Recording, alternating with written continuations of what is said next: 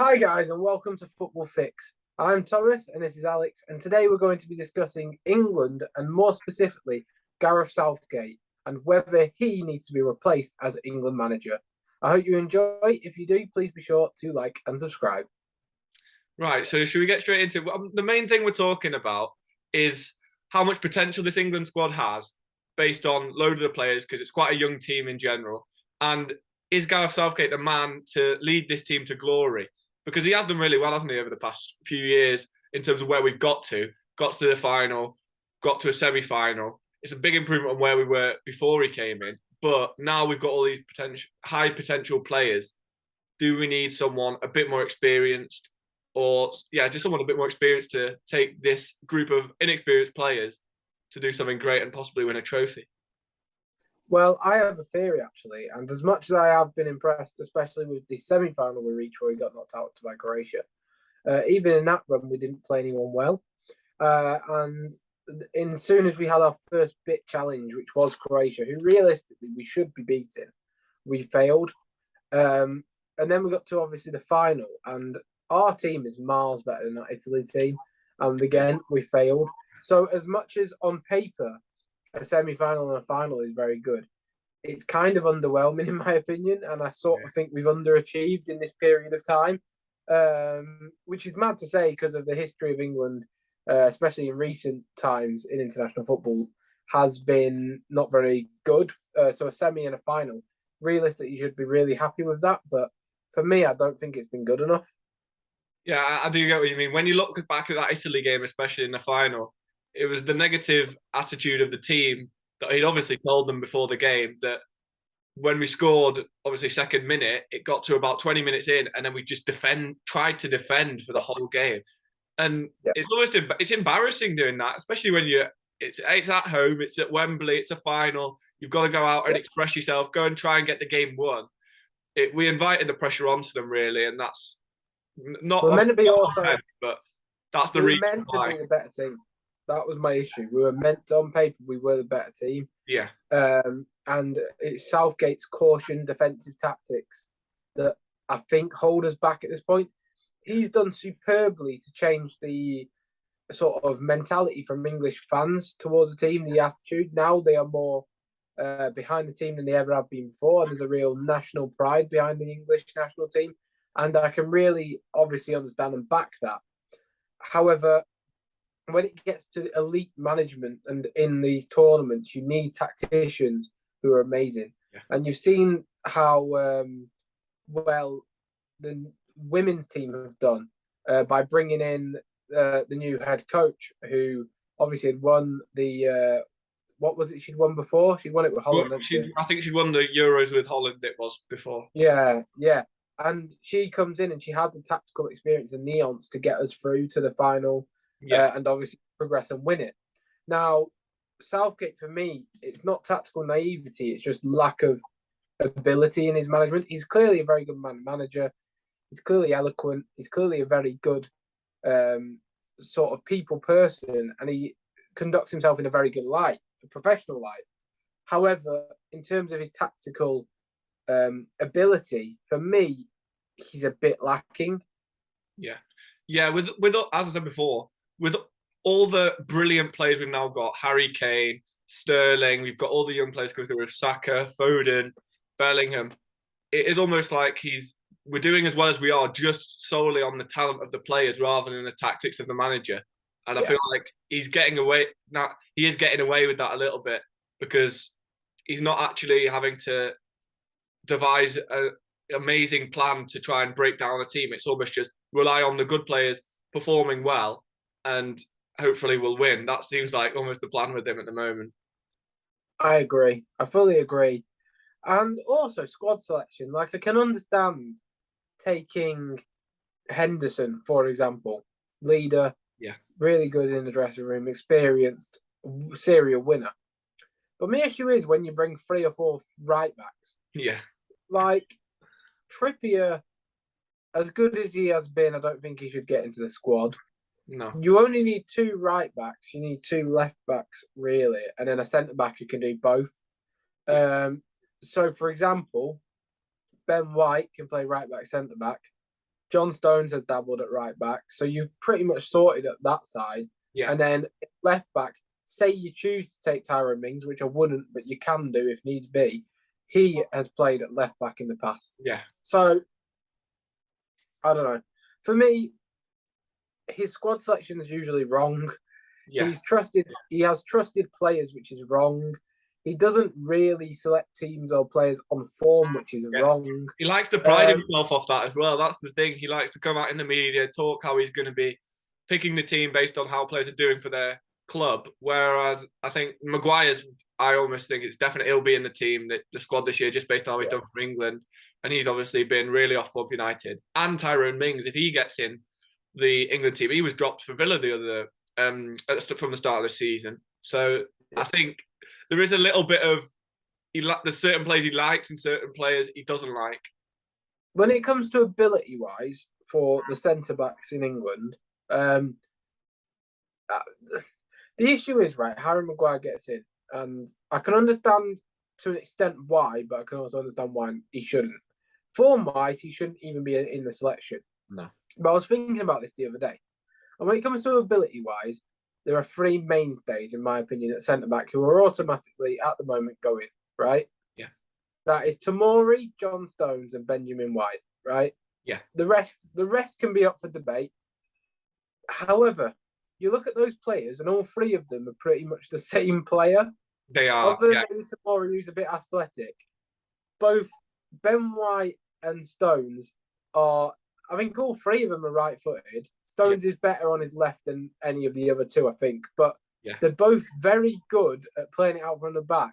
And all three of them aren't really a physical, aerial, dominant presence. They're definitely more lightweight than Maguire is, put it that way. Yeah. So, like, for example, we'll use John Stones. He's always partnered with Diaz or Laporte, who are a bit more physical, right? And then you have Gabriel, who's a physicality monster. He's not necessarily amazing all round at like the passing aspects, but he's a dominant aerial centre back who partners Ben White, obviously. Yeah. So it's we need a bit of balance. And England, where I think the squad could be kind of overrated, is in that defensive part of the pitch because we don't have that dominant ball winning centre back to partner one of them. Yeah. That being said, I think you have to take those three and another two. I think it'll be Maguire, to be honest. I think it will be. It will be Maguire. It probably shouldn't be Maguire, but I was trying to think of who else it could be. And while you have shouts, so for example, Dunk, who's massive and would win everything in the air, and has played better than Maguire, it's just not realistic for him to go to England, is it? Like he's not. Yeah, it's a big step up from playing mid-table Premier League football for 3 or 4 years to going straight up to the World Cup stage. That's why I don't really like as much the picks of Cody or Guehi as well. I think their lack of experience at the top. Well, Guehi's another one, isn't he? Guehi's like similar to White and Tomori. Yeah, they're all a different type of player. Yeah. But saying that, I do think we have underachieved, as I stated, and I think that we do need to make a change while we have this very clear golden generation. Because I would argue right now, this generation of footballers is more talented than the golden generation. They're at least more balanced, as in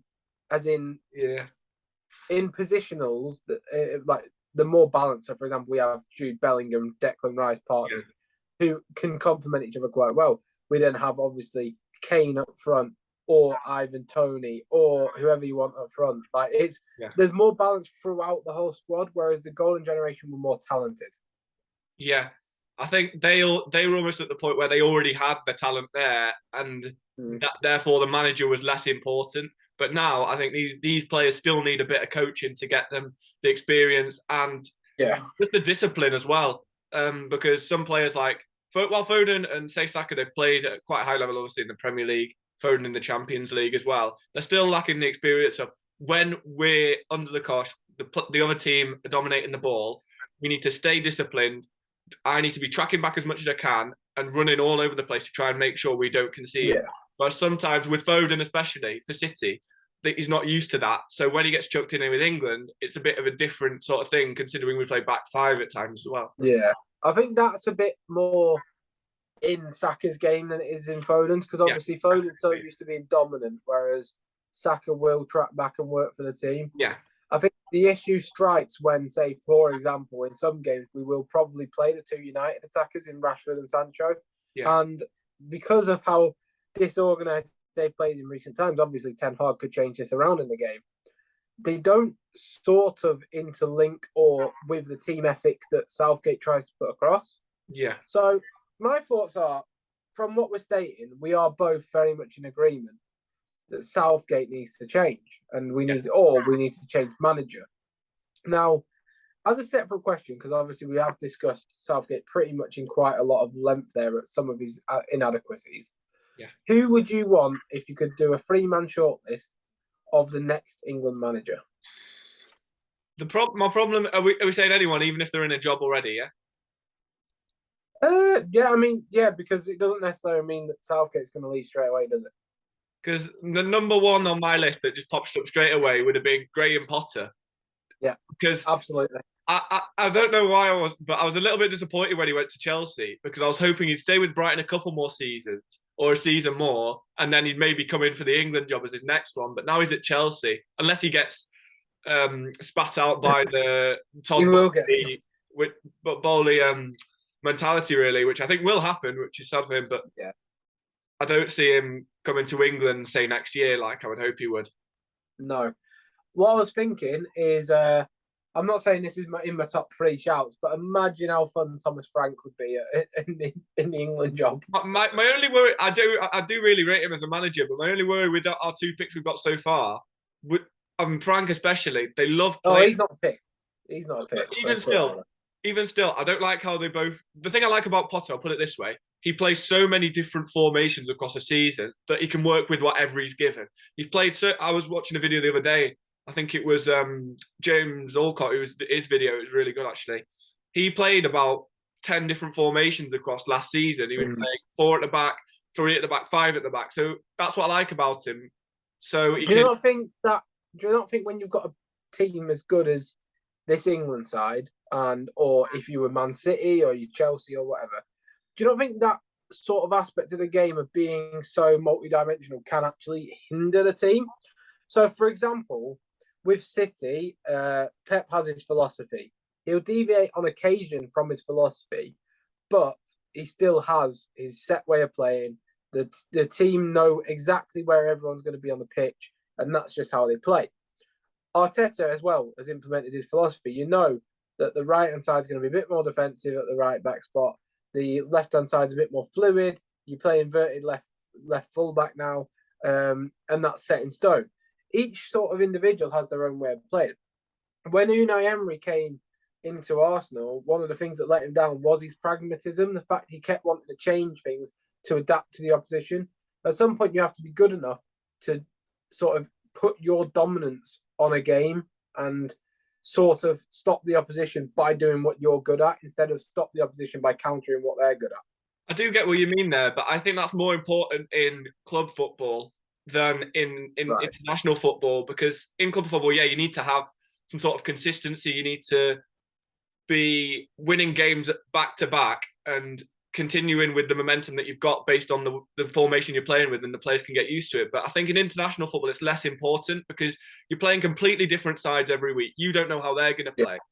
And so it's good to change it up at times so you can get the results against the better teams. And I think there's so many diverse players in this England squad that it's good to keep it changing. So you can have, for example, Reece James can play in a back 3. We've seen him do that really well. You can then play Trent as a right wing back. That's great. Then you could play a back 4. And I think our best right back for a back 4 will be Kyle Walker, because he's the best defensively out of the three right backs we've got, I think. And he applies a lot of solidity for us in terms of they can't get us in behind as well as they would be, say, if we had Trent there as a right back in a back 4.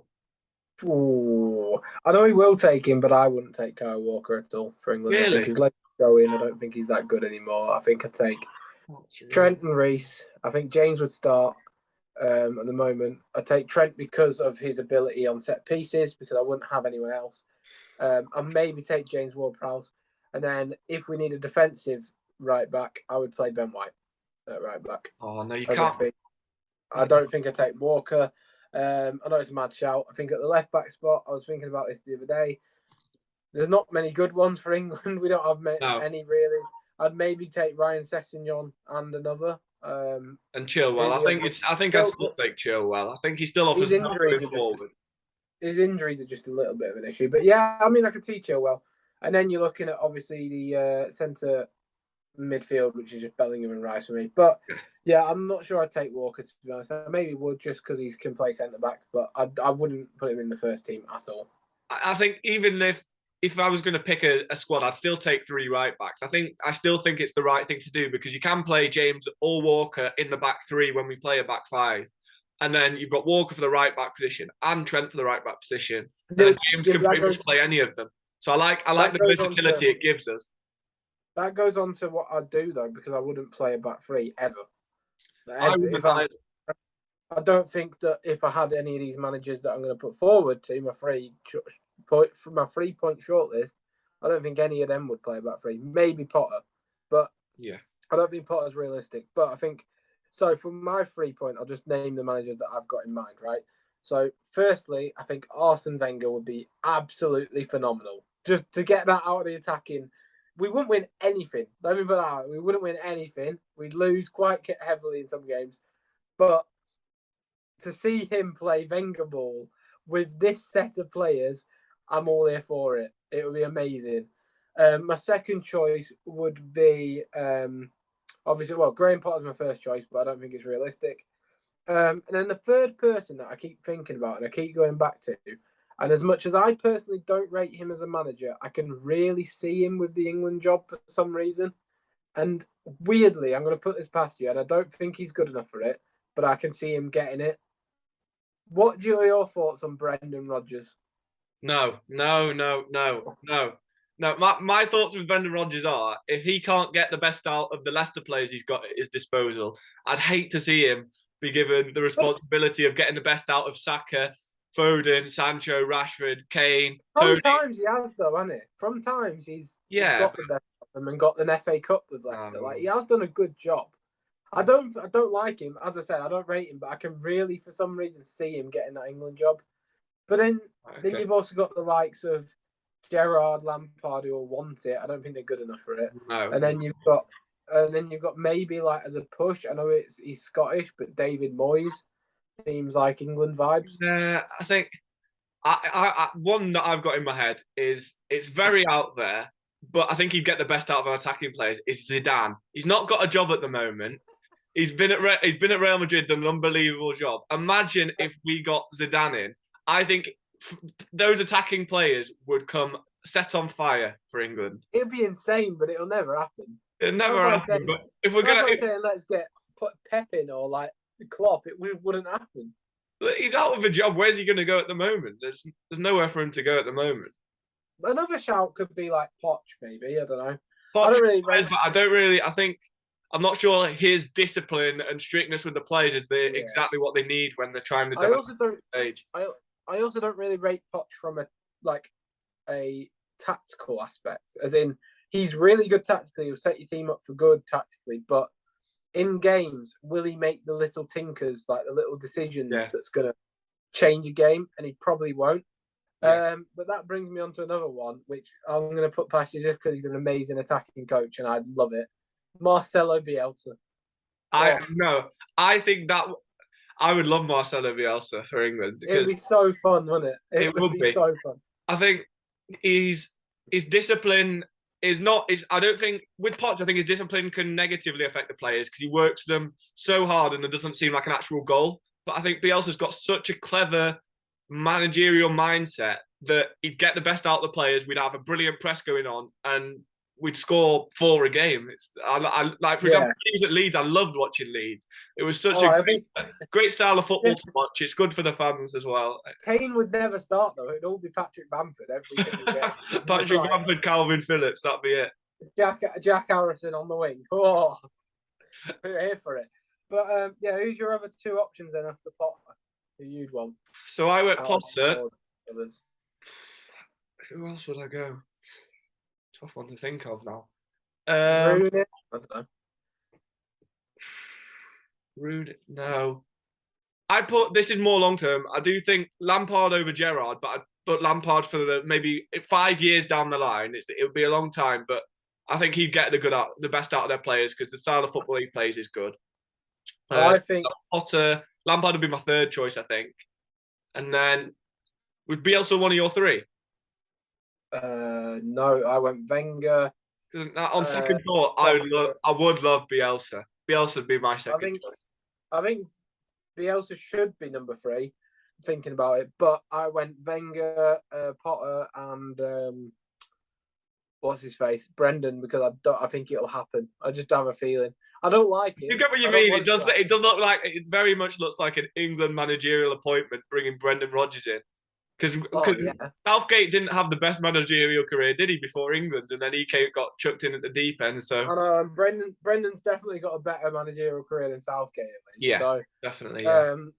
I mean, and he's got a decent reputation in England. I think even if he leaves Leicester, yeah, I could just see it. I don't know why. But yeah, so my first choice, unrealistic, won't happen right now at least, is Potter. Then I think Wenger, just for absolute, I'd love it. For me as an Arsenal fan as well, having him managing England would be amazing. And then Brendan, who's your first? So my top is Potter, and then we've got Bielsa as second, and then as third. Who do I have as third again? I just said Lampard. Oh no, Lampard. Lampard as Bielsa. Third. Potter, yeah. So Potter, Bielsa, Lampard. That's the issue at the moment. I don't think there's anyone screaming out that's other than it would have been Potter. I don't think there's anyone experienced enough that screams out that you go, oh, he one could be likely to get the job and it'd be realistic, and 2 is a great manager who'd do really well with these players. I don't think putting Zidane in your 3. I think it was one that I would dream of, but it's unrealistic. It is like saying, oh, like 5 years ago, Arsenal are going to sign Cristiano Ronaldo. It's not. It's that sort of along. Similar thing, really. Well, yeah, but that's our choices on who to replace Gareth Southgate. We are both in agreement, obviously, that Gareth Southgate isn't fit for the job of England manager anymore. Really, he will continue, obviously, and I reckon he'll probably get sacked after the World Cup, if I'm being honest. But we both put Graham Potter forward as our dream candidate to replace Gareth Southgate in the England job. Let me know who you think in the comments below should replace Gareth Southgate. And I hope you've enjoyed this. Please be sure to like and subscribe. And I'll see you next time. Bye. See ya.